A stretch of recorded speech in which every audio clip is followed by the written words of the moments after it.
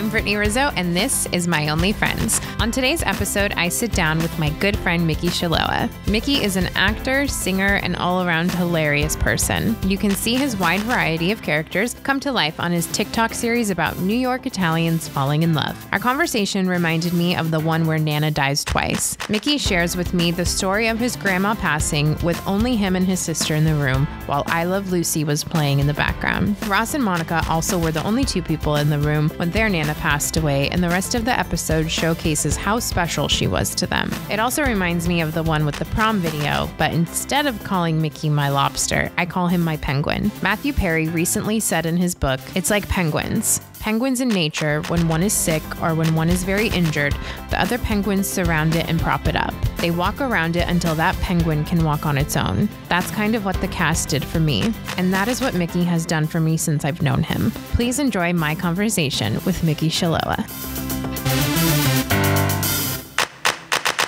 If it's gonna be, I feel like there's no way we're getting to this interview without laughing for 45 minutes of it. I know there's gonna be probably have to be a lot of editing.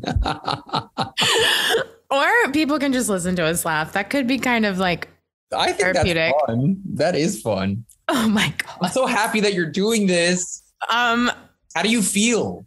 It's so stupid how nervous I get every time. And I'm like, I talk to Micky all the time. Like, why am I nervous to talk to him? No, but I get it because it's like a thing. Like it's your thing. I haven't seen you in the flesh in so long. When was the last time when Paquito Moss? Paquito Moss, wasn't it? When we shut down Paquito Moss. Yeah. They're like, can these two get the fuck out? I just am like, the hardest I've ever laughed in my life is with you. And like, I don't even know why half the time, like what we're laughing at. It's so ridiculous. But I think you have one of those laughs where when you laugh, I laugh harder. Yeah, that's like with you too. Yeah. And it's like you and Sarah or my friend Tyler, if I can make one of you guys laugh, it's like, yes, I did it. Like when I make you laugh, then I feel like I've accomplished something. Yes. But it's so easy for you to make me laugh though. Yeah. So I must make you feel great. Oh yeah. Oh yeah. And also something about your like the sense of humor, just I don't know, it just works. Yeah, we do. We go together. How was teaching? I love your hair, by the way. Oh my gosh. I feel like I'm in middle school again, just like short, straight hair. Like, who am I?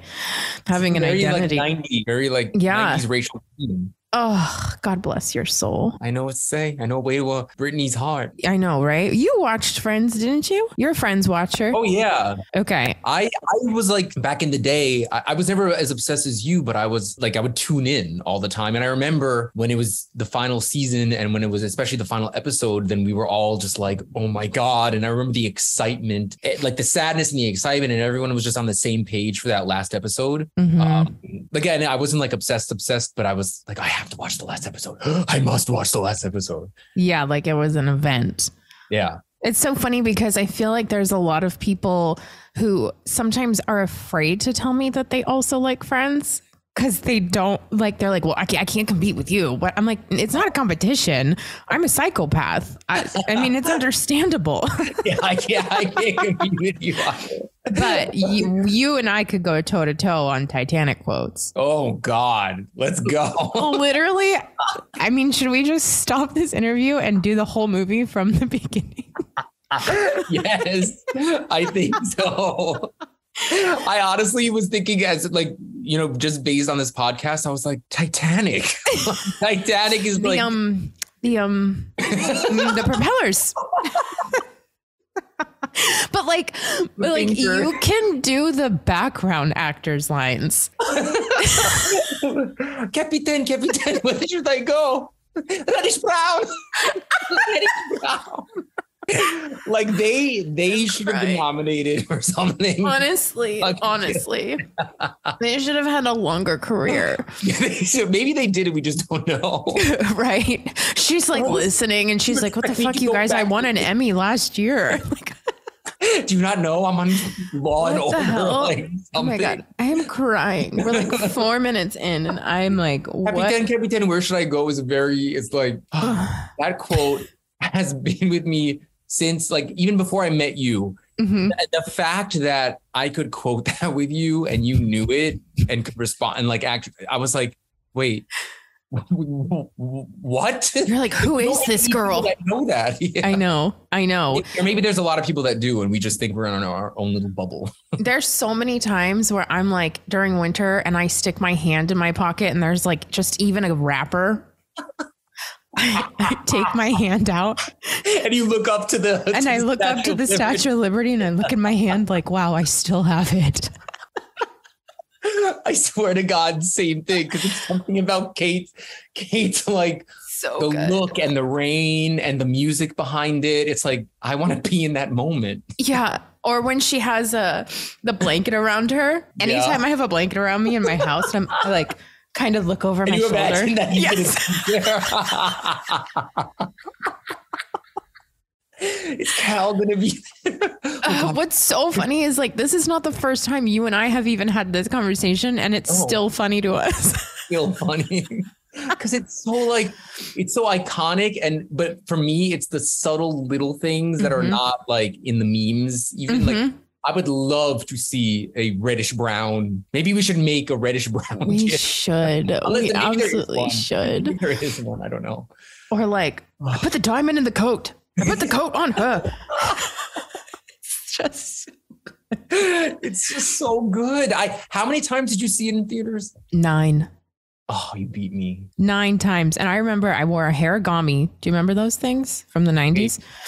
I think I do. The name sounds familiar. Harigami. It was a harigami. It basically was like a slap bracelet. You'd wrap your hair around and put it up. And it was hideous. And I'll never forget. I had it like on the top of my head, and the woman behind me was like, I can't see. And then it was like right next to a Pog store. So then after I would watch the movie with my mom, then we'd go to the Pog store. But then like as an adult, I've also seen it multiple times in person. And the last time I saw it in theater, actually James Cameron and who's the other producer of it? It's John something, but they did like a Q&A, and I was just like sitting there watching Titanic and like listening to James Cameron talk about it. And I was like, I think my soul is leaving my body right now. Amazing. And you didn't know he was going to be there? No, I did. Oh, you did? Okay, I was like, they just surprised you. No. Like my girlfriend and I, we paid to go to this like event. That is like. The time that happened to me was when I saw The Room in theaters and Tommy Wiseau showed up. Oh, you know The Room. The Disaster Artist is one of the movies. I saw that movie like 2 or 3 times in theaters, and I was like, I felt sick. I was laughing so hard. I haven't even seen The Disaster Artist. I know. And I've seen The Room like 3 times. I you need to. Oh my God. It's so good. But I've never seen The Room. So I guess I know. That's interesting going in it without having seen The Room. I mean, I watched like a bunch of clips of it afterwards because I was like, I just need to know like how on point it actually was. And it was like scary how accurate it was. I saw little clips of Disaster Artist and it's really accurate. And watching it even in theaters when everyone is, they're throwing forks at the screen and having such a good time. But even in that environment, and he was there and everything, still by the middle of it, the movie, I'm like, I can't take it. It's so bad. It just does something to you. Like in my belly, I'm like, I can't survive. Yeah. Oh my gosh. Were you starstruck by Tommy? No, but I took a picture, not to be mean or anything, but I took a picture with him. I was like, oh, Tommy. Well, I don't think Tommy's listening, so it's okay. Never know. He's gonna be like, what did you say about me? I'm from Louisiana. No, he's not. Oh my gosh. That's my impression. Okay. So I'm drinking. So serious. So serious. Relax your face. You shine up like a new penny. Oh my gosh, that's the best. Or you know what my favorite too is? God Almighty. There's something you don't see every day. Oh, I feel so bad for anybody who's listening right now and has never seen Titanic. Who are you? You're living under a rock. Yeah, or an iceberg. Or an iceberg. Watch Titanic, please. It's my favorite movie of all time. And I could say that it's mine too. Yeah. I mean, if it's on TV, I have to watch it. I don't actively seek it out. I'm not like, I'm going to watch Titanic tonight. But like, if it's on TV, I'm like, here we go. Oh, Lord, the RMS Titanic.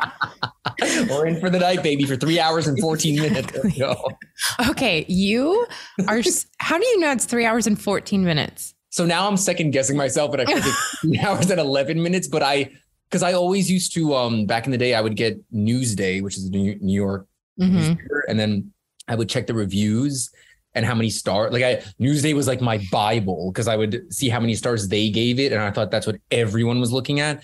So they gave it 3.5 stars. I'm like, now I'm looking back, I'm like, why would you not? What happened to the other half? They knew nothing. When it comes to that magazine, like when movies debuted, how well they did, what songs came out, what year, where it charted, like you know all this information, which is so crazy to me, how you still remember it, like how you paid attention to all of that and you still are like, oh yeah, that song came out and it only charted at this. And I'm like, I'm sorry, what? A nightmare. I think I know it more with music. I used to be really, I still check box office for movies, but I used to be so obsessed with the box office. And then I started looking at billboard.com, and I got obsessed with like album sales and charts and all that stuff. So like, to me, I mean, I love music and everything, but the fact that Taylor Swift so long into her career is debuting with such high numbers, it's like unheard of. So to me, it's just so interesting how she's managed to, keep this fan base and keep the fan base excited for so long, and this is her 10th album. She's been in this for 16 years and getting 1 million+ in pure sales. It's crazy. Do you love the new album? Because I'm obsessed. I like it. I need to listen to it more, but I'm obsessed with Antihero and You're on Your Own, Kid. Oh, so good. I don't know why that doesn't have more attention. It's so I know. good. I know. What's your favorite? Well, when I was before I even knew Antihero was going to be a single, like I was listening to it on my drive home from somewhere. Like it was like 9 o'clock. So I was like, oh, Midnight's came out. I gotta listen. Pulled over to like download the whole album so I like could drive home listening to it. And I listened to the first 2 songs and I was like, oh, amazing. Antihero. I was like, boom, favorite, instant. I listened to it like 3 times in a row and I was like, this is so good. Like, so good. It's so good. And when people say they don't like Taylor Swift, I'm just like, aren't we over being like too cool for things? Like, come on, just like admit that she's good. There's just something about Antihero. As soon as the chorus kicked in, well, from the beginning, I was like, okay, so far I'm really loving it. Hashtag relatable. Hashtag relatable. And then like sonically, it just sounds so nice too, and melodically. And then as soon as that chorus hit, I was like, that's it. Yeah. The hit is here. Write the check. Write the check. I'll write the check. Yeah, exactly.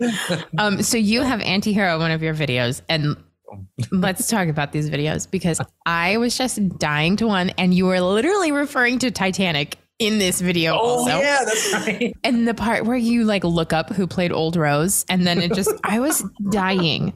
Okay, so I want you to explain to people what it is you're doing on TikTok, and like, everybody needs to go watch these videos because it's basically watching a movie on your phone.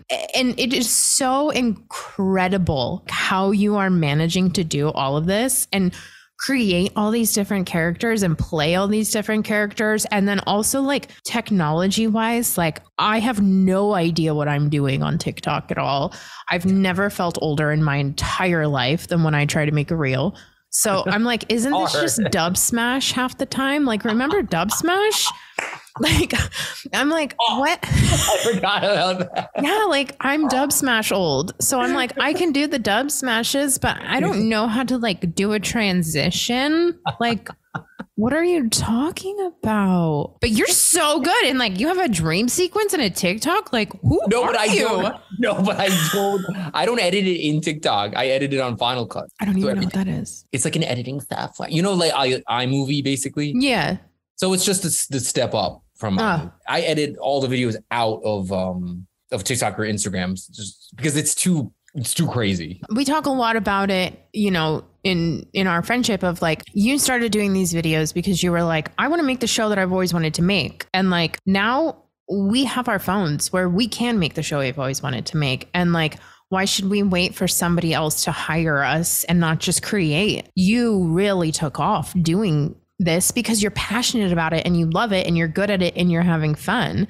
And you were the reason why I started this podcast. I mean, you literally sent me one video and I was like, I'm doing it, done. And ever since then, it's like, yeah, I might not be on someone's TV screen, but if I'm sitting here saying like, I just want to inspire people, I just want to make people laugh, I just want to do something I'm passionate about, like, okay, so then do it. Like, don't wait for somebody, just fucking do it. And exactly, yeah. Now that I have been, I find so much purpose in, like, I don't want to go out. I want to come home and I want to edit my show and I want to put more work into it and I want to perfect this or reach out to this person to be on, like, and it's really giving me, like, you know, tying it in with my brain health. It's like, I feel better doing this. I feel like I like have a reason to wake up every single morning, or like I am getting to sit and connect with people for hours on end and like not be like, oh, okay, well, I gotta go, you know, like my phone is down and I get to talk with my friends or people who soon become good friends of mine again, who I haven't talked to in a while. So thank you, because this is really all because of you. No, but listen, first of all, I think that is amazing. And when you're at that point of, because I know exactly what you're talking about, when you're so passionate about something and it's all you want to do and you're like, I don't want to go out. I don't care about all this other stuff. I want to do my thing. And yeah, I remember seeing that. I can't remember what video it was or who it was that said it. It was some sort of probably motivational thing. And he literally said, wasn't it like he literally talked about friends? Love friends, make a podcast about friends. Yeah. And so I was like, okay, done. And I was like, oh my God, Brittany, I have to send it to Brittany. And then the fact that you're doing it, I was like, holy shit. And when I saw you, like, and the image that you put out for it and like the promo that you were doing and then hearing the first episode, and I was so proud of you listening to it. I was like, this is amazing. She's doing it. And it sounds so great. And your voice is so good for it and the personality. So I'm really glad that you're doing it. And I 100% agree. It's like, we're in the age where you don't have to wait for anyone to do it anymore. I mean, I guess you never really had to, but it's so much easier now to not and find an audience. Yeah. So well, one, thank you for saying all those nice things. But two, I think that it's because it's intimidating because you see so many other people doing it and you're like, well, I wouldn't be good at that. Or like, who wants to listen to me? Who wants to watch me? Like, unless I'm on TV, nobody really cares about you if you're not on TV. But then I would see so many people on TikTok who had podcasts who are just like not spreading facts or just like not being super kind. And I'm like, oh, this is why I have to do this, because I want my generation or the younger generation or even the older generation to be able to hear these kind of conversations, because they're so few and far between where people are actually just like being vulnerable, which does not happen. Yeah. And you know what's interesting? And it's not like I've heard really great podcasts and stuff like that, but for me, at least personally, it's even when I find something that's, you know, super motivational or whatever, or there's an episode listed on a certain topic and I'm like, oh, that's how I feel, so I want to hear it. It's hard to actually find the episode that's really about that or giving solid advice. And I'm like, because a lot of times people, they sort of skip the messy part. And when I was listening, you know, like to your first episode, then you didn't, you know, and I like felt connected to both you and Sarah and what you were going through. And I like that you're doing this. I think it is a great thing. And the vulnerability, because I stopped listening to motivational and like these self-help type podcasts or whatever, because I eventually got tired of it. I was like, I don't know. It's just, I'm not connecting to any of it. Right. I always find that I look for mine more as like a survival guide. Like when you're going through something, you're like, I just want to know who went through this too and how they got out of it, because I need to get out of it. It's the how. Yeah. Like I feel like they never really say the how. Like there was one that it was a really great episode and this other thing. And like she went through all this hardship and then it's like all of a sudden she got to this other level. And the whole time I'm like, but how? What did you do? Like, what the hell did you do? Yeah. I loved, there was this quote, like I went through, I don't know if I said this on the very first episode or not, but because I'm obsessed with this quote.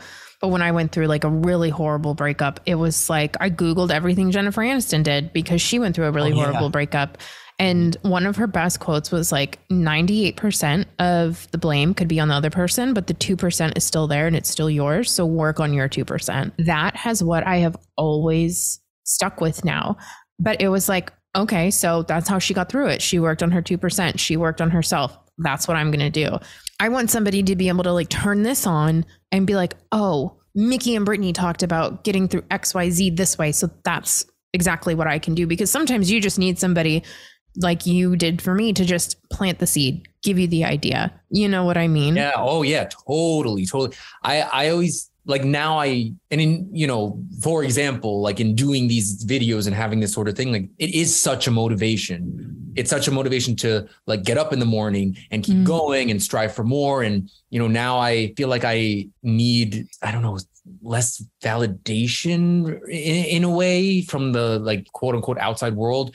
It's, you know, it sort of finding something that is really your true passion, I guess. It is my motivation. And I feel, I just feel like it makes me a stronger person in a way. And listen, it came, I didn't even intend for this to happen. Like I always wanted, going back to where you said, it's really hard to start something like this because of, you know, fear and are people even going to want to listen to me and all that. So I've been putting out sort of videos for a while, but very few and far between. It would just be like sporadically, as Brittany Murphy would say. So, and I always would see these other creators, especially in the past couple of years, who had this following and they would put out these videos and I would look at the comments and be like, wow, the people are so with them. They're so on this journey with them and they relate to their characters and into what they're saying and they're laughing. And I'm like, I would love to have that one day, but no one's ever going to feel like that about my stuff. So that was my whole thing. And then finally, it's like cut to now, and I actually have that. Like I'm like, you're it's like great. Literally like fucking TikTok famous. Are you kidding me? Like literally, Marielle posted a video of yours, and someone responded was like, "Oh my god, I love him," and really Marielle was like, "Oh, that's my friend." She's like, "What? You know him?" It's very nice. Like you are literally. But okay, I want you to explain to people like how this all came about, though, and like where you got this idea or like who these people are to you in your everyday lives. Well, so, okay. One thing I do want to like really stress, and I think we've had conversations about this. I think I told you this already in terms of, you know, not waiting around for someone to, you know, give you the yes and doing what you want to do. I could think back to 8 years ago when I really wanted to make a sort of series that was a family, whether it's Modern Family style or whatever. And I would play, like I wanted to do it sort of like Eddie Murphy, like play all or most of the characters. And in my mind, I had like this Jewish family and I had these certain characters and I always wanted to do that. But for some reason, I just never did, whether it's out of fear, probably fear, laziness, but that probably stemmed from the fear, but it's still lazy because I had the thought and I didn't do it. And just, I also didn't really see a clear way of doing it. So then cut to, I started putting stuff on TikTok and then because I was putting clips of the like I'm Gay, the song music video thing that I have.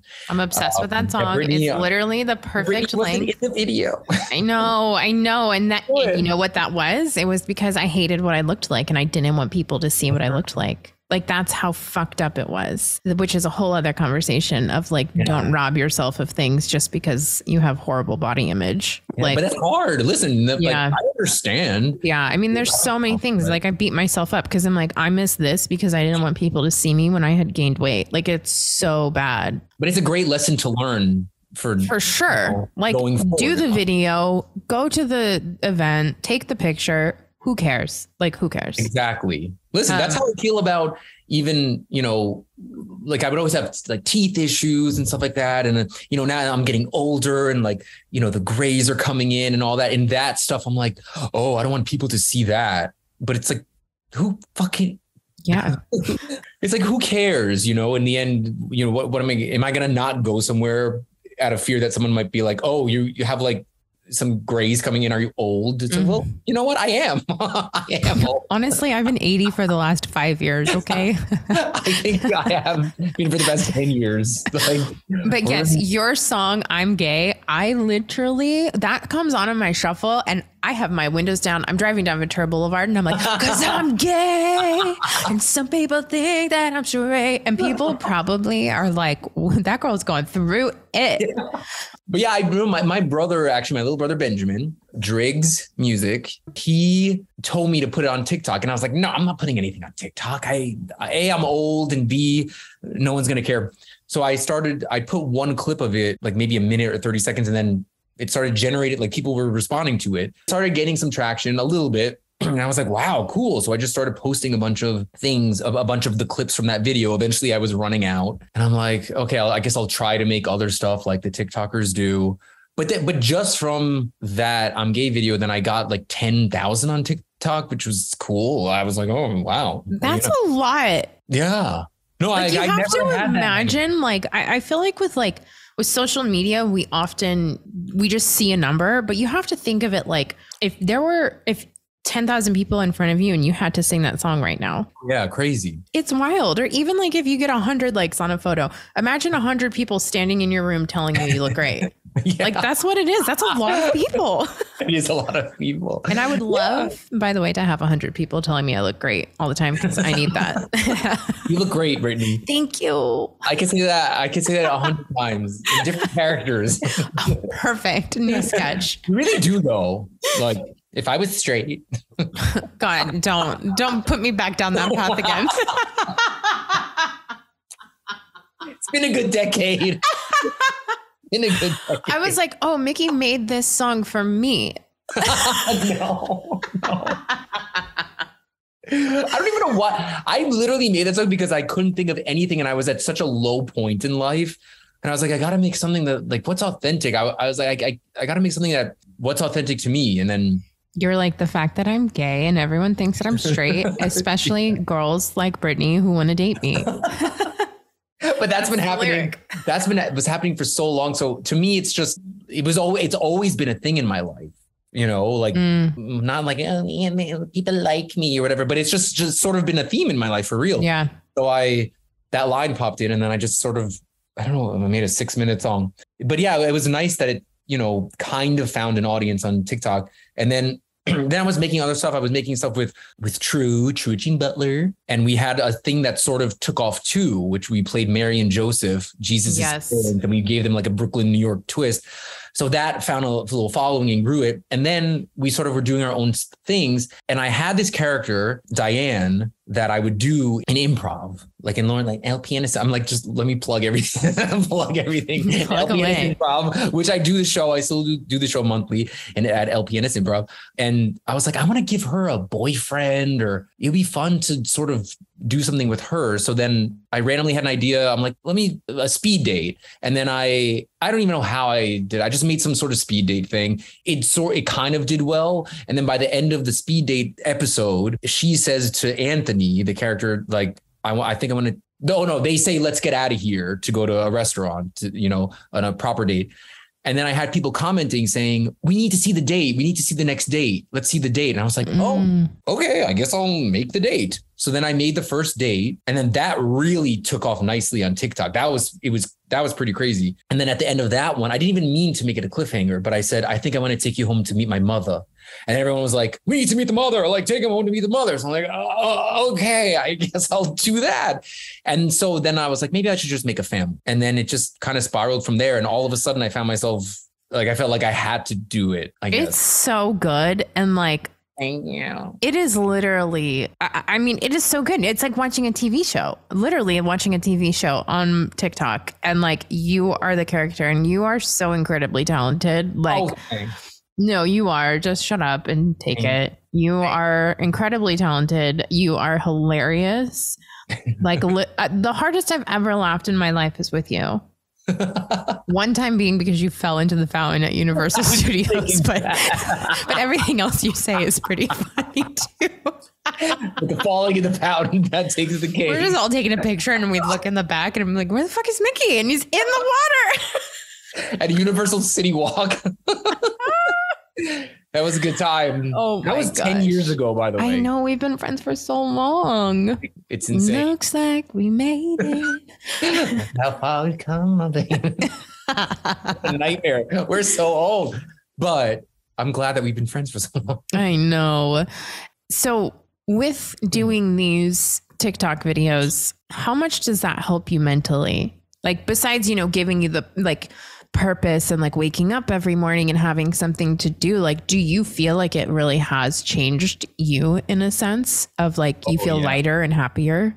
Oh yeah, for sure. I mean, it's like a different type of stress, and I'm such a perfectionist and nitpick myself. And when it comes to editing and stuff like that, the sun could be coming up and I'll still be going. It's a lot. To me, it's stressful, but it's still fun. And yeah, I think mentally it has helped me because coming to LA and, being an actor in LA it's fun. And especially when you meet your community and all that stuff and you have the people that are sort of coming up with you, but it could feel like this losing game. And especially as you're getting older, like when you're in your 30s, then at least for me, I was like, oh, what the hell am I doing? And like constantly auditioning and waiting around and waiting for that. Yes. So now with this, and the fact that people are interested in it, and I feel like I have to make it and I have to continue it, it motivates me because I'm like, okay, I can turn this into my own thing. And turn this into sort of, whatever, building it up. And I don't have to mainly worry about those outside people giving me that in. It's like, oh, I can build my own career. Right. So that mentally, that helps me because I don't know. I just don't feel as stressed or as, I don't know, kind of, what's the right word? I don't want to say worthless because it's not that deep or dark, but there is a thing about being in LA for so long and not getting to that level. I'm just like, you're like, does it get that deep or dark? And in my head, I'm like, oh, that's how I felt. So no, it really is that. It really is that, but I want to find a better word. Maybe I'll just use worthless. No, but honestly, like that's how I was feeling. I'm like, what am I doing out here? What did I sacrifice all my comfortability back home for? What am I doing? And now it's like, oh no, I'm doing the thing I want to be doing. Yeah. And just because it doesn't look exactly how I thought it was going to go doesn't mean I'm still not accomplishing the same type of goal. Yeah. And I think letting that go, the image of what you think is supposed to be go, I think that really helps too. Cause I'm like, no one forced me to come out here and do this. Right. Like no one's like, you have to go to LA and be an actor. My parents would have rather me go to school and be a pediatrician. So, same. Yeah. See, we could have been doing that, but, anything really. And literally anything. Working at a bank, they would have been happy. Well, I mean, it's stable. Yeah. Like, literally anything. Yeah. So, but I think it comes to a point where you've been here long enough and doing it long enough that you're like, well, I can't see myself doing anything else. And do I really want to give it up, or do I actually want to give it up? But because of pride, I won't. And then, if you go, you see family or you see old friends, it's like, well, oh, what are you doing? Oh, what can I see you in and all that stuff. And you're like, pay me on Cameo and I'll tell you. Yeah. I'll tell you everything you want to hear. I'll tell you everything, Aunt Lydia. Just pay me on fucking Cameo. Yeah. Aunt Lydia. Love Aunt Lydia. So yeah, it's and again, none of this is anyone's fault and no one is forcing this upon me or upon you, whatever. But when you have a drive for something and you want to do it, then that's what you want to do. So having this, I don't know, I just feel like better. I don't even know how to. I get it. I totally get it. And like you said, it's a different kind of stress. Like, do you know how stressed out I am every time I have a technical issue on this podcast? Like, I don't have, I'm not a celebrity. I don't have somebody doing everything else for me to make sure everything's perfect. And I just show up and talk. Yeah. And I wish I did. Not knocking anybody who has it that way, because trust me, I wish I did. That's the point you want to get to. Exactly. But there is something so amazing too, the feeling I get from being like, I did that myself. I learned how to do this. I learned how to do this. But it is a different kind of stress, but it's also the stress that you're almost addicted to it. Like, it's like putting a puzzle together and you're like, I will not stop until I finish this puzzle and figure out this piece. But it's like so satisfying when you do it. Yeah. Oh my God, 100%. And that's another thing about it too, is I think like I can look back at all the years I've been here. My mindset has changed so much. Like rather than, I think what was lacking for me is not treating this like a business or like my own business. And I feel like now I am. And all of a sudden you have the power when you do that, because you're like, this right now is your business. What I'm doing right now, that's my business. So we're essentially entrepreneurs, but it just happens to do with acting or, you know, podcasts and all that stuff. So for me, the mindset shift is, which people have been telling me for years, but I was like, yeah, I'm a creative and blah, blah, blah, blah, blah, which I still consider myself that. And I am, but it's really great to get into the business mindset. When you have control over it, then what's better than that? You know? And you have full creative control, and you can do whatever you want. Yep. You know? Yep. And it means something to you. And you're like, I also don't want to lose this or jeopardize this because you worked so hard for it. Yeah, I totally get it. And also like, I just love, like, I know for me, during the pandemic, I watched people like Benny Drama. You got me on him. I think you sent me his really videos. Or Leslie Jordan, which has completely devastated me. But it's like during the pandemic, I watched all those videos and they made me laugh and they got me out of like, even if it's 30 seconds. So like, I just think it's so cool that you are doing something like that, because you know that there's a kid somewhere on TikTok, like so excited to see a new video of yours come out. Like it is like their TRL, you know what I mean? Yeah. Like, no, you know, it's the end of it's really nice because I get a lot of DMs on Instagram and sometimes I'll go through them and and they're flooding mine because I can't get to you now. Oh, you're like, oh, no, I'm sorry. I didn't see this. So many people are DMing me. And I was like, oh, are they? Yeah. I'm so popular. No, but really, like I remember that time. I was like, oh shoot, hers got lost. No, but I'm sorry, I love you. But there are certain ones that I've seen. And I'm like, oh, thank God that I saw those, because like, you know, just tell me about, I don't want to say anything specific. I don't know, that feels weird, but just tell me how it gets them through really tough times. Yeah. I saw that the first one that said that, I was like, damn, okay. That was really a motivation to keep going, because I think about things that I would go through and at any age. And I don't think I even realized, like, for instance, I Love Lucy. I don't even think I realized at the time that was really helpful in terms of mental health. I don't think it ever registered. It was just something that I always came to. You know, if I could do that for anyone, then that makes me really happy and makes me want to keep going. Yeah. So that was your show. Like that was the one that you were like, okay, I don't have anything in me. I need to feel happy. I need to escape this feeling. And you would watch I Love Lucy. Yeah. I would find myself and again, like, I don't even think I was fully aware that I was doing that, but I would, because as a kid, I would always watch it. Me and my grandma and my mom and my sister, like, we would be obsessed with I Love Lucy. And then when I was older and adult and like living in LA and all this stuff and YouTube, then I would just find myself YouTubing episodes or clips from episodes and just watching them and laughing. And she's always been, I always feel like Lucille Ball is just this big part of my life, which sounds weird, but I feel like she's like that for a lot of people. Absolutely. Because there's something about, I Love Lucy is such an escape. And it's funny because watching it as an adult compared to a kid, then I see more of how sort of slapsticky it is. And like, absolutely, sometimes, and some of the things I'm like, okay, like, yeah. But she's so damn good. Yeah, it doesn't take away from the iconic, you know, her and how good it is. So yeah, that was definitely, again, like even if when I wasn't aware of it, I think it was like my comfort zone. It's interesting because I remember being really little and watching Nick at Night. It was I Love Lucy, I Dream a Genie, Bewitched. And then when it would get really late, if I had nightmares, I'd wake up and my dad would go out it was called the toy room, and we'd watch Welcome Back, Kotter. I just think I've always I'm like, sitcoms are just like literally the only thing I've ever known. And they're the only thing I like. And I will, you know, Happy Days, they still play Happy Days on TV and I will watch it. I won't get rid of cable. I remember like my first dog's name was Lucy and we'd always sing the I Love Lucy theme song to her.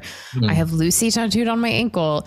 And is this why your sister named her daughter Lucy? I should ask her, because I don't know if it necessarily stemmed from, I'm sure it's a part of it because Lucille Ball has always been in our lives. Just from a really young age, I remember my sister always wanted, she always knew that she would have a daughter named Lucy. Oh, that is so cute. Better make her first name Lucille in case she's a doctor. So it sounds like that's it all. Oh my gosh, that is. But it probably has something. I'm sure it has something to do with it because again, Lucy was just such a big, like, huge part of our lives. Yeah, and the anniversary episode. My grandma, when she was in hospice, that episode was playing when she passed away. Like. Literally exactly at the moment it happened was when the band in the episode was playing La Vie en Rose. I'm saying Beyond Wolves. I don't know how to say it. But they were playing that song in the episode as the nurse was like telling me, it was just me and my sister. And she told us to come over because like that was it. And then like it happened and it was just like this surreal moment. And then I remember me and my sister were on either side of the hospital bed and we were just holding each other's hands, like laying on my grandma. And then the anniversary waltz was playing during, it was just like the craziest thing. But also I'm like, in a way I was like, how fitting for her to, pass away while Lucy's playing. It makes so much sense. This like beautiful exit song, just and it just so happened to be on that part. And I have to double check with my mom, but I believe it was her and my grandpa's anniversary on that day. Oh my gosh. Maybe I'm making that up, but I think she said that. Is that episode too hard for you to watch now? I don't really watch that episode. Yeah. I don't really watch it. I'll listen to the song. I actually put that song in the videos that are currently going in the series. Like it's the background music. Because I just love that song. And it always reminds me of the moment. But yeah, I don't think I've actually watched that episode. It's one of those where like when you have such a moment like that, you're like, I know that any moment after this with this same, like it's never going to happen again. And I don't want it to. And I just want it to stay like sacred. Yeah. And that's even how like there are some movies I've watched where I know exactly how they made me feel, where I'm like, I am never going to watch this movie again because I don't want it to feel any other way. I understand that. Yeah, it'll change the feeling. Yeah. I get that. Like, I feel like, even just thinking about it now, I'm like, I wonder what it would be like to watch that anniversary episode, specifically that part as they're entering and playing the music and all that stuff. I don't know. I feel like I could actually listen to the recording of the song and not watch the episode, like not see it visually. Like I could do that, but watching it, it would just be weird. Right. Because it does give such a feeling and there's sort of a comfort in it, but was there a certain TV show or episode of a TV show when you were younger where you were like, that's what I want to do? Well, I think my first one that I was like, I really want to do this was Family Matters. Cause I would always do an impression of him. I'm sure it was awful. I was obsessed with Family Matters, obsessed with Steve Urkel. We would call the show for the first like 2 years, because I was so young. So we would call it Funny Boy. Me and my sister, like, we want to watch the Funny Boy. And then finally I was like, that is so sweet. Then we would call it Urkel. And then I was like, you're like, Urkel? Who's Urkel? I want to watch Funny Boy. What is this? Then eventually I was like, I think it's called Family Matters. But I just loved that show so much. And what was really kind of inspiring at the time was when he would, when he turned into Stefan. And my mind was blown. Yeah. I was like, so young. I didn't realize that it was the same person. I 100% thought they were two different people. I was like, what? My mind was blown. And when they went to Walt Disney World or Disneyland or whatever. And then when she was in the dress, Laura. Amazing. No, I remember. Aunt Rachel, she's so funny. I love her. But I remember being like, when he transformed into Stefan, I was like, oh, that's so cool. Like he's playing this other sort of character. And then I was so obsessed with all that. I would tape every episode on VHS. And I so just wanted to be on a sketch show. Like it was before I even got into SNL. I was obsessed with all that. Obsessed with Keenan and just all that was my freaking I went to the All That and More tour and they were holding auditions to be on all that. And you had to come with 3 characters. And I was severely unprepared. So I just did some bullshit. And then I surprisingly didn't get a call back. But I hate when that happens. I hate when that happens, but I'm unprepared and really awful. I thought I could wing it, and here I am. Didn't make it. Damn. What do you know? But I've always, that was a show that I was like, it was just too much of an obsession. Around that time, I was really bullied in school. So I would have these, I would listen to music and find all these ways of escaping, but all that was such a huge escape for me. It was it's like, I want to be in that world with these people, and it's obviously filling some sort of void or some hole. I'm like, I want to, say something and people laugh at it. Like, oh my God, how amazing. So watching that show was just, I like wasn't even in my house anymore. What was the first time you like saw yourself in a character where you were like, I identify with this so much, like that could be me? I honestly don't even think that I saw myself specifically in a character. I feel like it was more the escape of being another character. Like I would like, and I loved going to the movies, like even Titanic. Like when I saw Titanic 7 times, I was young. And that was around the time when I was really, really bullied. But being there in the theater, I was just like, oh my God, like I want to be that. And I think for me, it's always been easier or more exciting and more fun to play anything that's not like me, comfortable playing other than me. Like I think I would see myself more in like if I watched a sketch show with these characters, or like even, when I got really into SNL, it's like the idea of being someone else. Because it's still to this day, it's way easier for me to like the hardest character for me to play on this series that I do is the Anthony character, even though he is different from me, but he's the most normal and kind of just like guy. So I'm like, all right, let me get him over with. Then it's like, let's go with the other one. So I think, I don't even think I really saw myself in anyone. I think I liked the escape of like. I get that. And I think it's almost like when I watch anything, I just think I'm the main character the whole time. So. Oh yeah. But then I like grab onto their energy. Like, I'm not even kidding. I don't care if it's even Matilda. I will literally try to point my finger and be like, can I do that? Can I do that? I did that with Matilda. After I saw the movie, I was like, I'm going to move things. Yeah. There's no way that I can't do that. I take on what I watch so easily. That's why I don't watch anything scary or spooky. Nothing. Like I can't. I wanted to be scared so badly when I was young, and why? I don't know, but I remember like I loved I Know You Did Last Summer, and there was something about like the hook. No, stop. No, I'm alone in my apartment. You cannot do that. I won't say it. No, but okay, so I'll make it better. I actually bought the book of it, the paperback book of it for some reason. I don't know why, when I was like 11, and then I read it, and I was waiting for the like stabbing scenes, and they never happened. Happened in that book. So great. I was like, I'm throwing you in the trash. It's like Friends when she's like, what are you guys watching? This isn't Old Yeller. Like, no, Old Yeller just went and did this. And they're like, no, Phoebe, he gets rabies and dies. And like, she's like learning all the endings to these movies are like horrible instead of what her mom told her they were. That's what that reminds me of. But those are the movies I need to watch. Is there a certain character like in your hard times that you channel? Well, it's not necessarily a character, I guess, but Jim Carrey. So it's like a person that I would channel. But he was on In Living Color. That wasn't a show that I watched that much, but I would see clips of it sometimes. And I remember even back in the day when I was a kid, I don't even remember the character name, but he just had this crazy character that would do his mouth in a certain way with his teeth sticking out or whatever. And I would constantly do that with my mouth, just sort of emulating him. And I don't know, Jim Carrey and like his characters would be a big sort of inspiration for me. And then I also tend to, I don't know, I have a character, my own character, Reg, which there's amazing. a gay Reg. It's not as much now, but a lot of times, because I would do him with my family a lot, and especially with my brothers, with my brother Teddy, we would just like, I have Reg and then he would have a character Candy, and we would just be this sort of duo and just we could talk to each other for hours as Reg and Candy.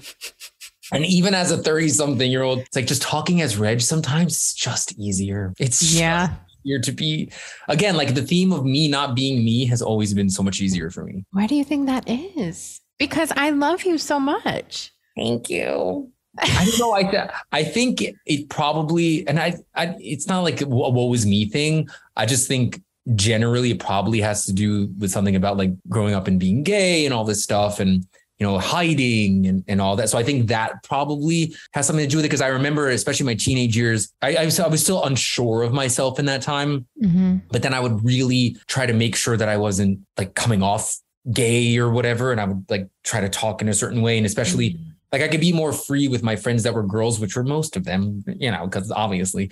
But then when we would be around other guys, like teenage guys, and I try to be more cool and like I you know, need to come off a certain way. And then even being in LA in the beginning and getting into the industry, and it's like there was this thing where, and I understand it. It's not like I don't think of it as like these evil people, but you know, whether it's your reps telling you or just yourself, it's like, oh, don't let anyone know that you are, because then you won't get cast. It'll be hard to get cast in a straight thing, especially if you're not anybody. So it was kind of this sort of hiding. Did you have somebody tell you that? Oh yeah. Ew. But no, the thing is, at the time I understood, because it was a different sort of world. So I was like, yeah, I don't want to let them know, because then they'll just think of me as that and they wouldn't cast Do you think you understood, or you already felt that way about yourself, where you were like, this isn't going to be hard for me to hide because I already have been? Like, I don't. It was that too. It was because I mean, I don't fucking understand it. Why would you, like, who cares? You know what I mean? Like, there's straight people playing. I mean, look at Will and Grace. He's not gay in real life. Oh yeah, exactly. So it's like, who cares? But that's so, that just makes me sad. But it's interesting how the industry has changed. Were you mostly worried about like your family not being supportive, or were you more worried about like the people close to you, like, you know, like, oh, I didn't tell them, I don't want them to feel this way? Like, I feel like you held a lot of different types of, like, you put too much on yourself almost. Probably. And when you live with like a secret of any kind, it builds up on shame. Like, you just become more and more full of shame. And it's like, when you finally just like come forward about anything, it just like this weight lifted off, and like you can just like be who you are. And like, I mean, it went through different stages. Like in the beginning, it was my family, and like that was the main thing. And then when I actually told my sister, then like it was just like this wave came out. It was like this guttural, like sort of scream, cry. Thank God she had her boombox on. I like wrote her this letter, and then she thought I was hitting on her or something like that. It was lost in translation, but because I wrote like, I'm like Ellen in the middle of it or something like that. That was my thing. But every person that I told that I would use a celebrity. And then for my best friend at the time, I used Lance Bass. Oh my gosh. And then the next person I used Elton John. Because that was easier than saying like, I'm gay. So I was like, I'm like Elton John. You know who he is? Oh my God. I cannot. That is so funny. Because it was just so much easier. But but like when I actually told my sister, who was the first person I ever told, it was like, oh my God, it really did feel like such a weight, you know, off of my chest. And then like my family, whatever.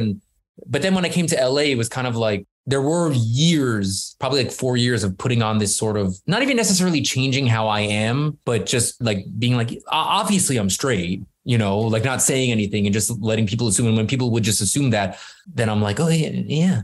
Well, it's like you're making yourself smaller, you know, you weren't not telling people, but you were still making yourself smaller, which like I couldn't have deep relationships. Yeah. I remember when I actually told my friends in New York, then our friendship just got so much better. Because that was, and I know I'm going like all over the place in terms of the shows, but Will and Grace was interesting because it came out at the time when I was still very young, and it was just something that was in my mind, and I didn't really know, I didn't understand. But seeing Jack's character and seeing him get so many laughs, and his relationship with Karen, I was like, it's so funny and so fun. Yeah, so he's being, you know, himself, and like literally people are loving him for it. I didn't like tell anyone that I would watch that show. It would just sort of be on, and I was like, try to watch it in private so no one knew, even though it's like a sitcom. Right. I mean, I grew up, my parents watched it every week, and me and my sister would watch it with them. Like, we grew up watching it. I'm happy that you feel like yourself now, and that you've just like that you've come into your own, because like I said, it's so interesting that you're like, I just want to be other people, and I'm more comfortable being other people, which like a lot of actors are. But I am like, but I love you, and like you are the person. I'm not in love with your characters. I'm not, you know, I'm like, no, this is my friend, the person who makes me laugh and talks about Britney Spears all the time with me, and like can quote every single movie, and just like sit at Paquito Moss for 4 hours and annoy the shit out of everybody. Like, so it's so interesting that it's like, you know, we never realize if only we could see ourselves through the eyes of other people, right? Yeah, exactly. And I think deep down, it's not like I want to be someone else, with you or with other friends and stuff like that. There's just, I think it's, just a lot of years of, I guess, trying to sort of hide who I am, and then wanting to be other people and, kind of at times wishing I was this more like macho person, or like thinking, my personality will change when I'm older. Like I just knew. I was like, when I'm 22, I'll just be straight. It's like, well, surprise, surprise, sweetie pie. surprise. But like, and I think also having friends that like laugh, like we can so laugh together. So then it makes you feel like, oh, I'm wanted as this, as myself. It's just who you are. And that's like, something I learned a lot of when I gained 50 pounds and lost 50 pounds in the past year. And it was almost like when I had gained a bunch of weight, none of my friends said anything. None of my friends were like, well, everybody knew I had health problems, but it was like, I held on to a certain group of people like you or Michael or Sarah or my friend Tyler, because you guys were the people who still saw me. And it was like, who gives a shit if you've gained weight? Like, are you happy? Are you healthy? Like, that's all we care about. And it was like, and I knew I just got to laugh with you guys, and it made me feel more connected to who I was, even though I would look in the mirror and be like, I don't know this person. Like, you guys would always remind me of who I was. So it's so important to have friendships like that, for sure. Oh yeah. Because we get into our own heads and, blow things way out of proportion. Yep. But and the ones that are, truly your people, they're not going to judge. And anything that we go through, it's like we can find the humor in it too, which is so great.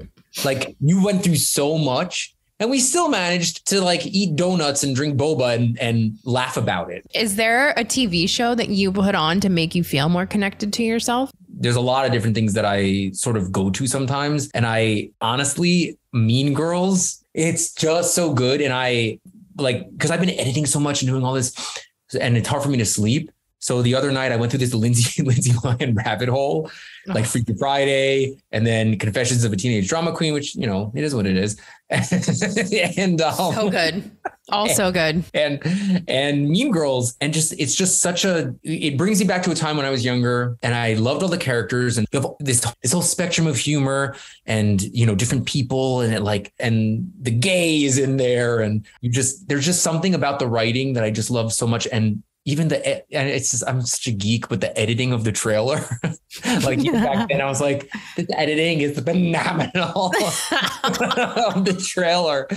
So I literally will watch the trailer sometimes. Yeah.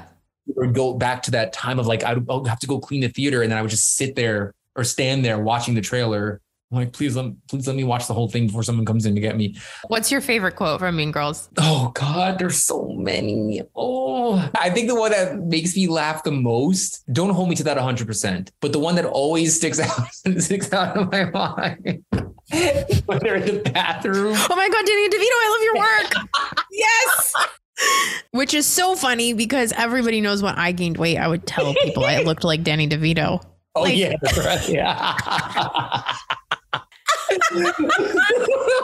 So good. Oh man, that place. I don't know if I was improvised or what. Like, fuck, that was so good. I know. That really means yourself.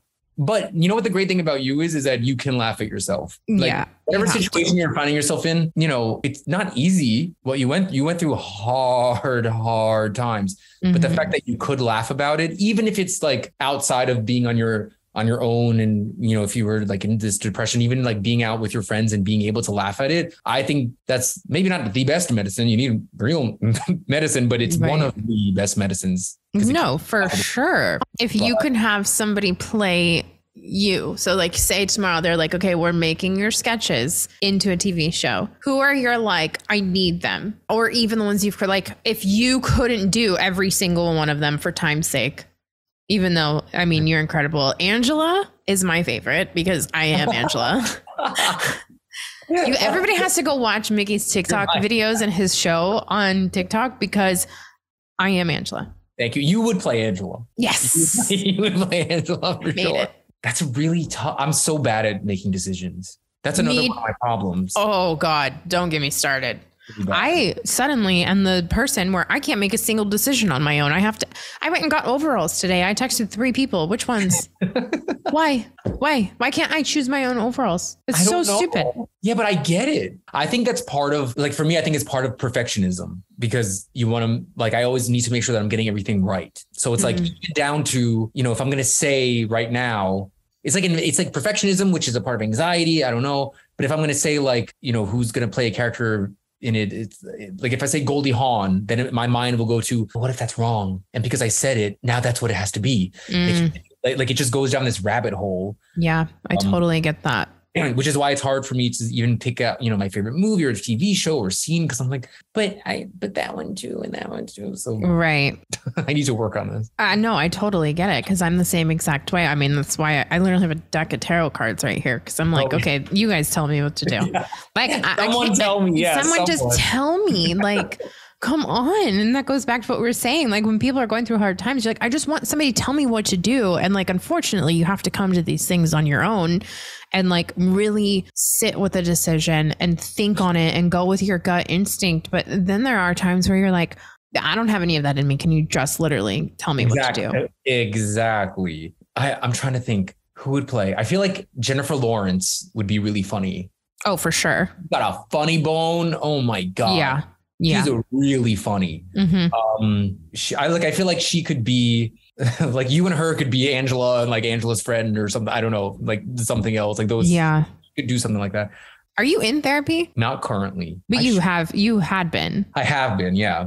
The time that I really went to therapy was the time right before the pandemic. Like that was really my first like actual therapy experience. But I was feeling I was in like a super anxious state of mind. And like, I actually never realized that I had anxiety. And then when I came to this realization, it was after a time in New York. Like I came back to LA and it was like, you know, whatever in New York. And then I came back to LA and then I wanted to go to Starbucks and write.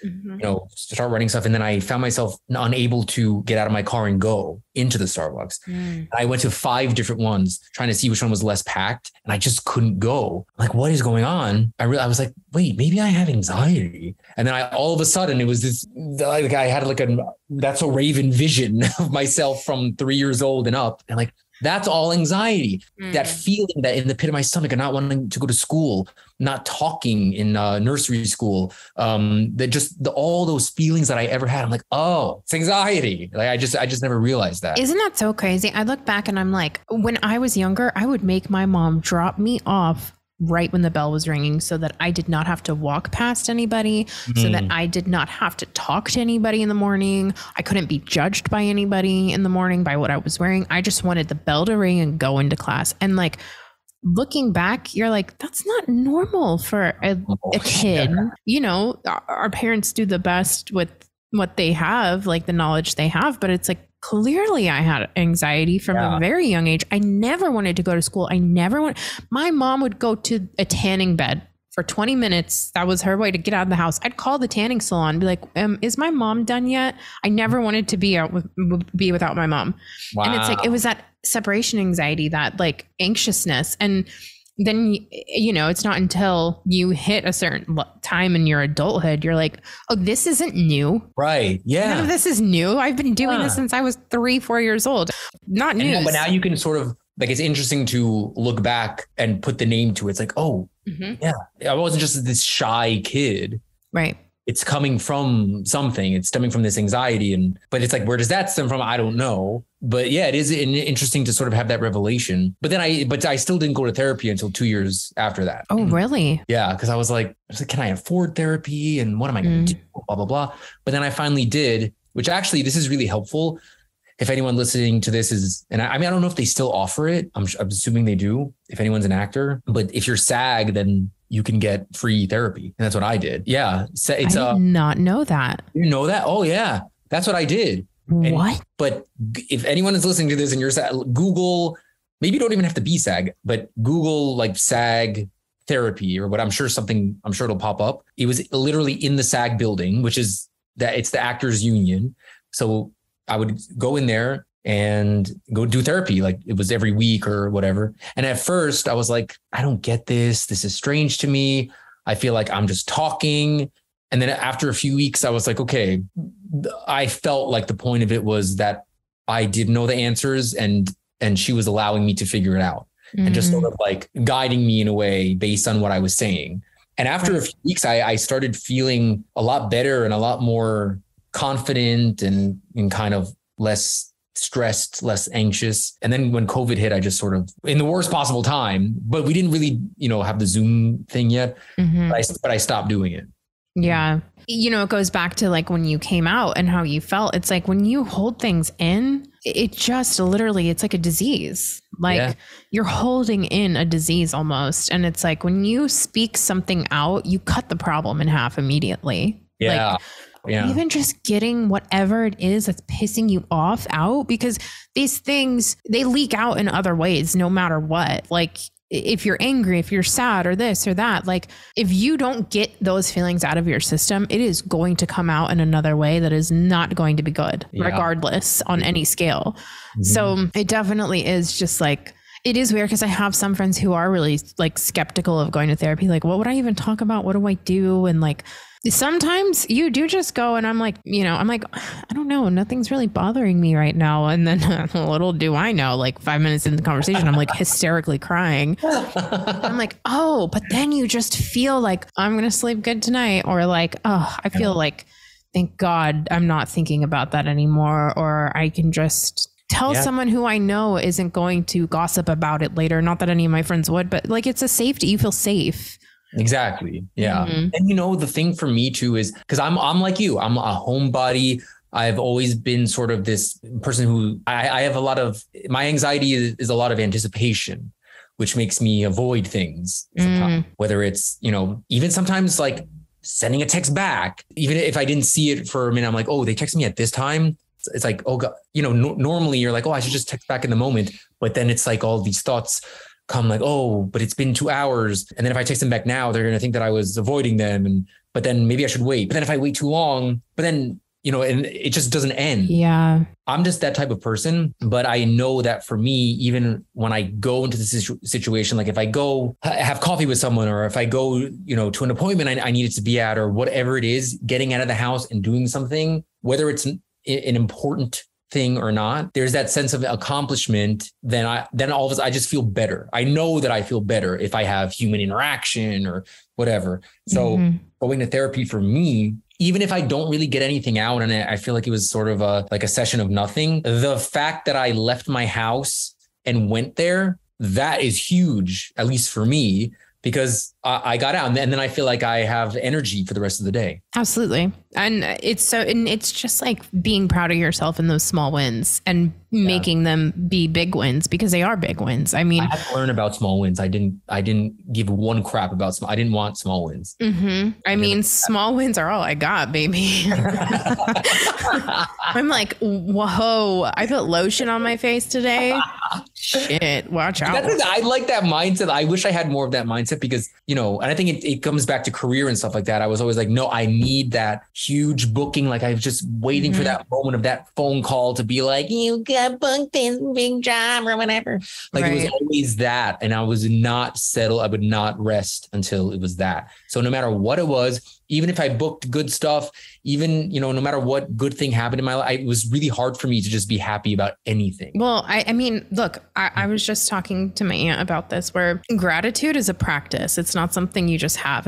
You have to practice it. I mean, when my depression got so bad and I was in that outpatient center, it was like, I had to go like moment to moment. Like, I am so grateful that I have a hand that can lift this spoon to my mouth and I could feed myself. Like it had to be so like every intricate little detail of my life, I had to look at it and be like, I'm grateful for this. And living in the gratitude will bring more gratitude. That's how I truly believe it.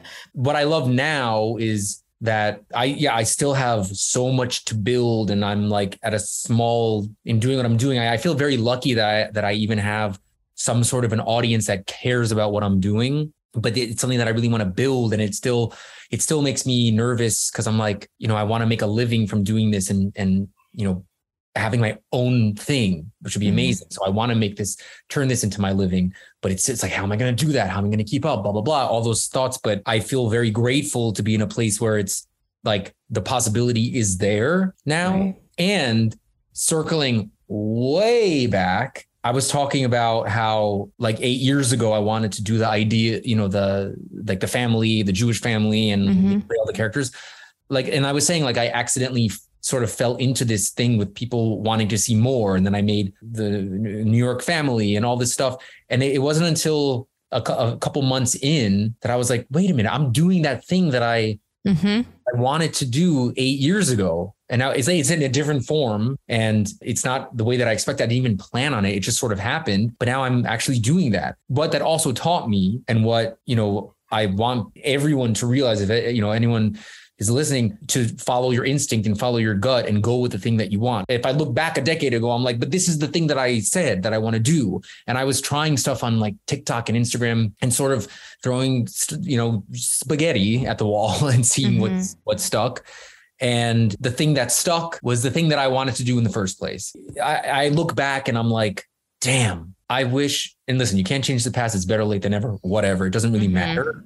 But I'm like, imagine if I followed my instincts back then, right? Where life could have been, right? Oh, I think we always know the answer in the things that we need to do, and we've had this conversation before about, it's like, what do you want? What do you envision? So do the thing, and now it's so much easier for us to just do the thing with the apps, the Zooms, and this and that. So yeah, and it's a lot of like, don't ask for permission to be yourself. Like if you're gay, like you don't need somebody else's permission to come out. You don't need to feel like you cannot do something. Don't ask for somebody's permission to be creative. Like you can do that for yourself, as hard as it may feel like it is in the moment, or as scary or vulnerable. Like, it's still scary while you're doing it too. I mean, like it is very vulnerable to put yourself out there, but it's also so brave. Like it is so brave. And like, I hope you know that, because it is not easy to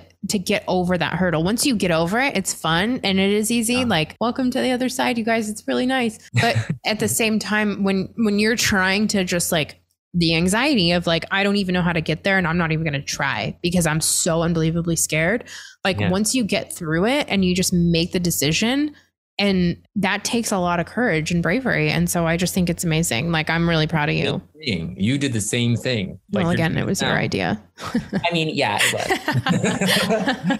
But it also like, it is still sort of filling this void, this validation, because you get the comments and you get the people that are, enjoying it and watching it. So listen, sometimes I think about this whole thing and I'm like, oh, what am I doing? And I'm putting this out there and people are really commenting nice things and everything and they're enjoying it. But like, what is this? What am I even doing? But then I think, well, in any profession, you are putting stuff out there in a way, whether it's a presentation or whether it's a teaching or like whatever it is. And you need the feedback from the people, right? From someone, from a higher up or from a customer or whatever it is. Like if you own a store, you need people to buy your stuff, right? So I try to think that's why I really try to put my mindset. And then like for anyone who's a creative and wants to do it on their own, feeling like it's a business, I think made me feel better about doing it. Right.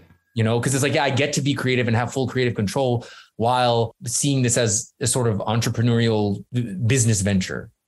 So that at least that helps me. How do you do it in the sense? Cause like, when we first started talking, you are very into, dates, numbers, the how well something did. So are you doing that with your own stuff? Like, is that, cause I imagine that would torture you if you're like, oh, this video got this many views and at this time I posted this. Like, I imagine that knowing you, that is kind of torture for you. Oh, it is. Oh yeah, for sure. And I do that, but it's like torture in a way for me, but it's also, I use it constructively too. Because I'm like, all right, how are people responding to this? Comments are really helpful and DMs. And I see, what characters people gravitate toward, what lines people like. Sometimes I'm like, I want to put this line in there, but it's too, but then someone will call it out. I'm like, okay, great. So that resonated. So validates like follow your instinct, idiot. And then, yeah, it is interesting to see what gets the numbers, the big numbers, and what doesn't. And it is sort of this torturous thing. But at the same time, doing this for a few months, I'm like, I can kind of tell how something's going to do. Like some of them I do that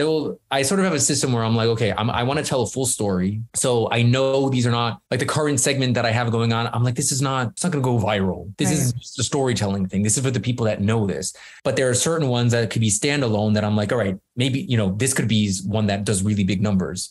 In knowing all that information, it makes me feel better because I could sort of have a gauge on how it's going to do. Yeah. But also it's like, I'm finding in life in general, like when you are doing something 100% because you love it or because you're being 100% authentically yourself, good things come from that regardless. Yeah. Like anytime I've posted something because I wanted the validation, didn't do well.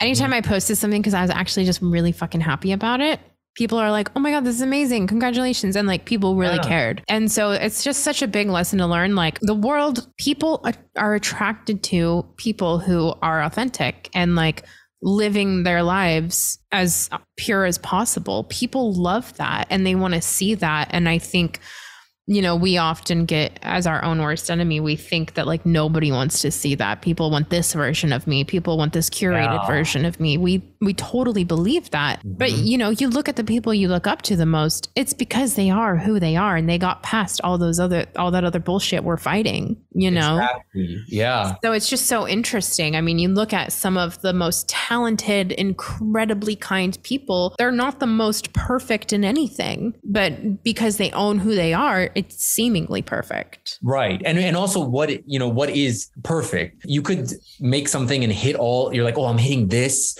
and this point and, I'm using this song and using this thing and doing this edit and this word and this line but who cares? Right. It just could come off robotic. Or I also find like, when it's just pure fun, especially in the creative thing, and you're just doing what you love, do what makes you laugh, do what you enjoy. Like I was actually really nervous to bring a musical aspect to this specific series. I was like, oh God, people are going to think this is so stupid. And I was kind of having an anxiety attack. And I'm like, why? This is the dumbest thing to have an anxiety attack over. Mm-hmm. Anyway, then I posted and the response was really nice. And then I did another, like a sort of like a magical-ish aspect of the last one. And I'm like, this is going to be people are going to think this is so weird, but I liked it. Yeah. And so who cares? Yeah, exactly. Yeah.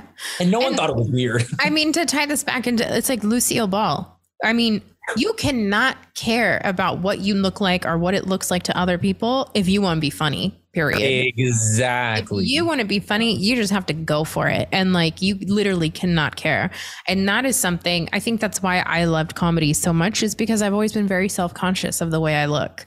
And when I remember when I joined UCB, it was like, I had to get over that real quick because who cares? You don't have to be the girl and the prettiest girl in the room. You don't have to, but I was like, but I will be the funniest. I will be the funniest. And so I do not give a shit what I look like to anybody anymore. Lucille Ball, the whole time I'm watching her do these insane things, I'm like, she still looks fucking stunning. You know what I mean? I'm like, she's so beautiful. It's crazy. Or Jennifer Aniston or Lisa Kudrow or Deborah Messing. Like they're doing these things that are so moving their bodies in certain ways and being just so free and careless. Or, Melissa McCartney or McCarthy. Is she a Beatle all of a sudden?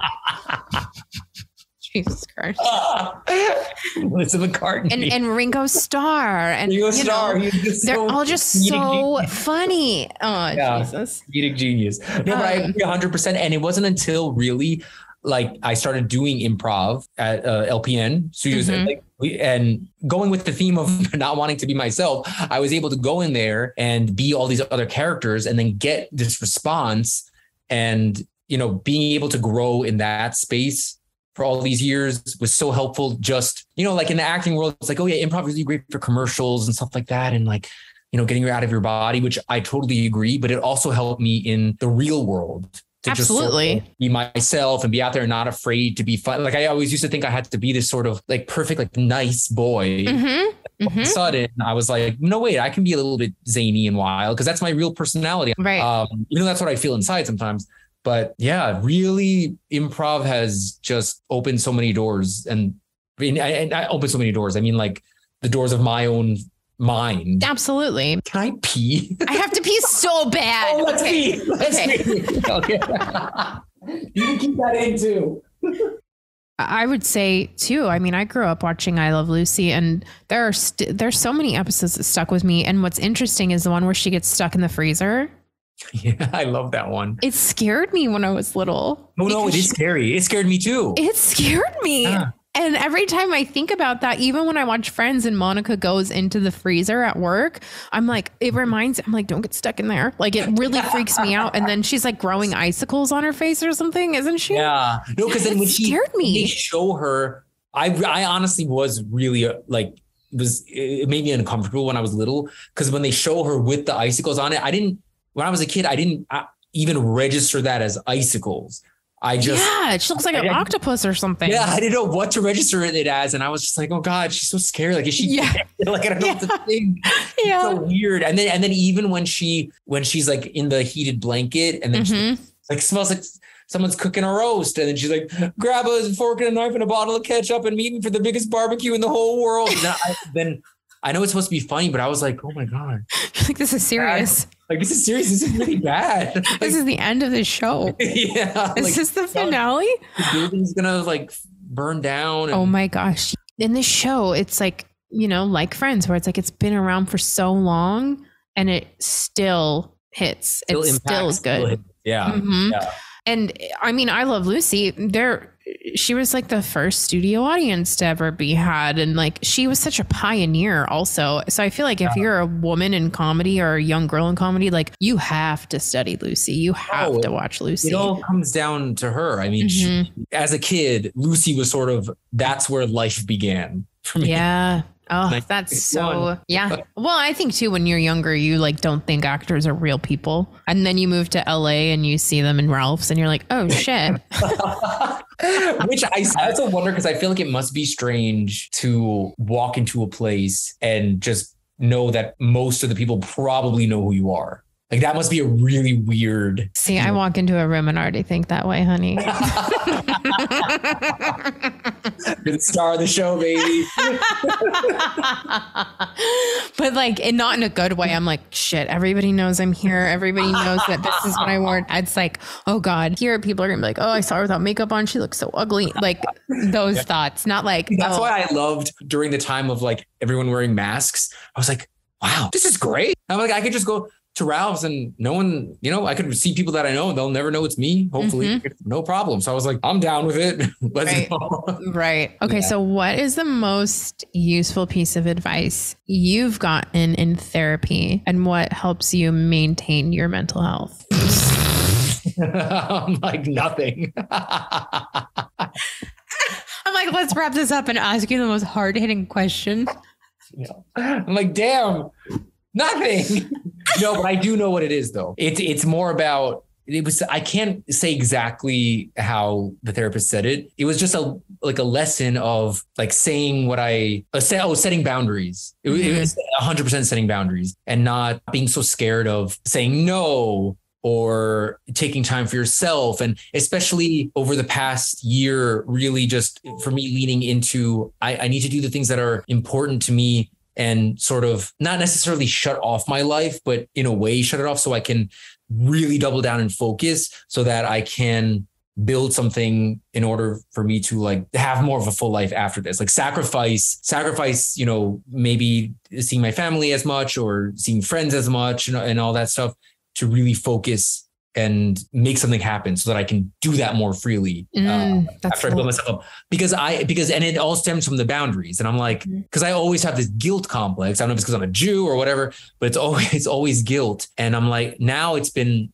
like, no, I need to do what's important right now. And there's this motivational speaker. Her name is Lisa Nichols, who I always have just loved. She's just really great. And she has such a crazy story that she came from. And I remember she's like, I had to leave my family for 10 years, and go do my thing. And she's like, and then I could come back.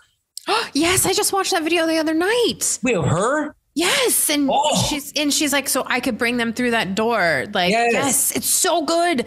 It's so good. I just sent that to Sarah because it's so good. And I totally get that because I'm the same way. I go back to Las Vegas every chance I get because I'm like, I need to see my family. I need to see my grandparents. I need to see my dogs. Everybody's getting older. I need to, still be a presence there. And it's like, but I'm ignoring all the things I'm doing in LA and I'm not like, and then I beat myself up because I'm like, why didn't I focus on all this so much more in the first 5 years so that now I can have that life that I've wanted so badly.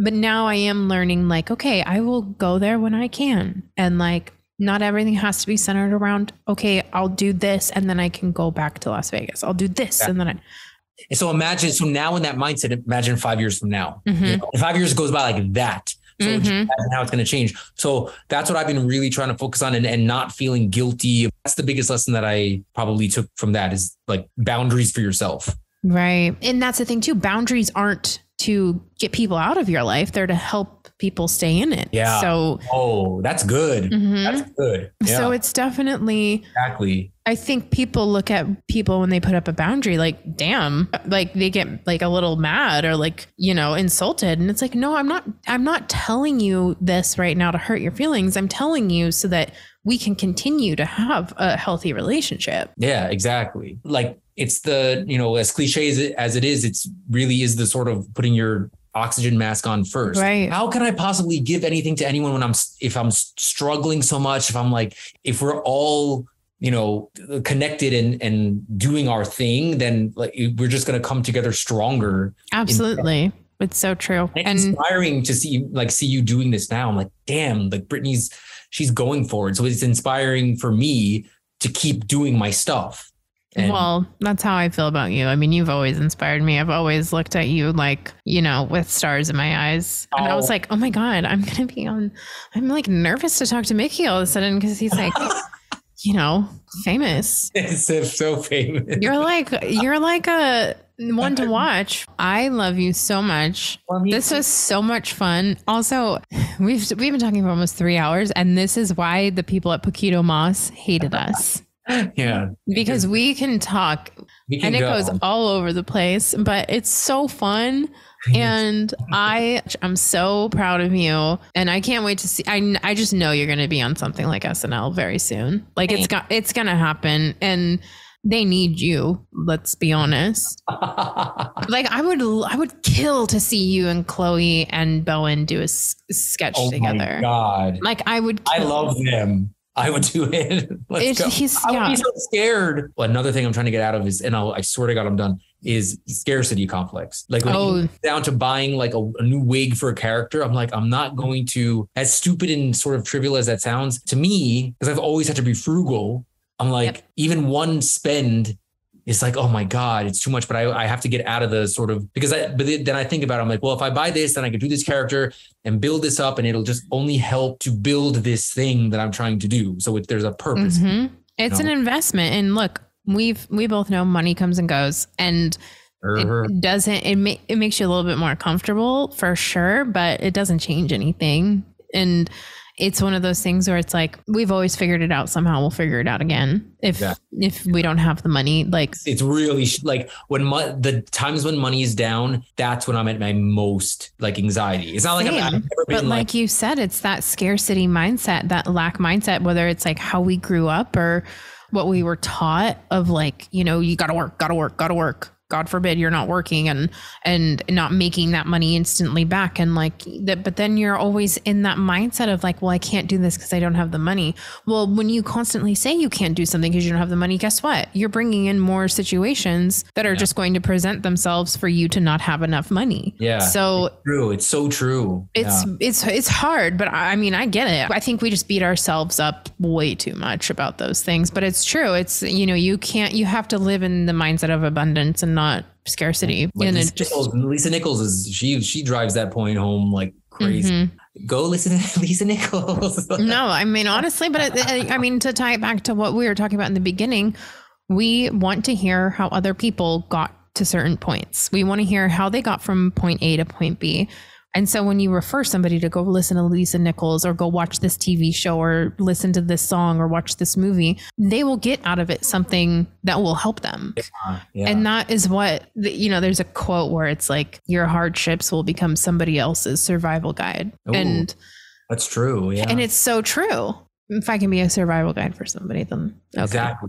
And I will say Lisa Nichols is one of them that actually says exactly what she did. Mm-hmm. Like, and so you're like, holy crap, like that's pretty amazing. So I would encourage anyone to go listen to that. So I think my biggest advice would be we're in the age of TikTok and Instagram, do your own thing. Mm-hmm. Even if you don't want to do comedy, do serious stuff and put it up there. Right. I've seen people do that too. And that totally works. Right. You don't know where that's going to lead to. That is the thing that could lead you to the representation, your agent or your manager or whatever. So that's kind of how I did it to get to this point of where I'm at right now. Which is, I feel like the best point that I've been at. Yeah. Stop worrying about perfection and just do it. Right. Right. Well, I love you so much. Thank you for doing this. It's literally almost been 3 hours and they have flown by It has been so much fun. Of course. Tell people where they can find you on TikTok and Instagram so that they can watch these videos. So it's at Micky Shiloah, MICKYSHILOAH.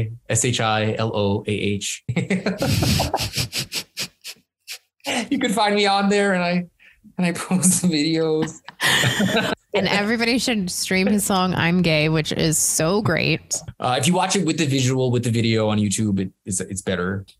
Okay, well, I feel like if I don't hang up, we're gonna be on the phone till midnight. We have to stop. But I love you.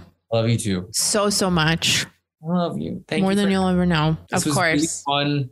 Everyone should subscribe to this podcast. Swipe up. Swipe up. Hit the bell. The notification bell. Swipe up, like, and subscribe.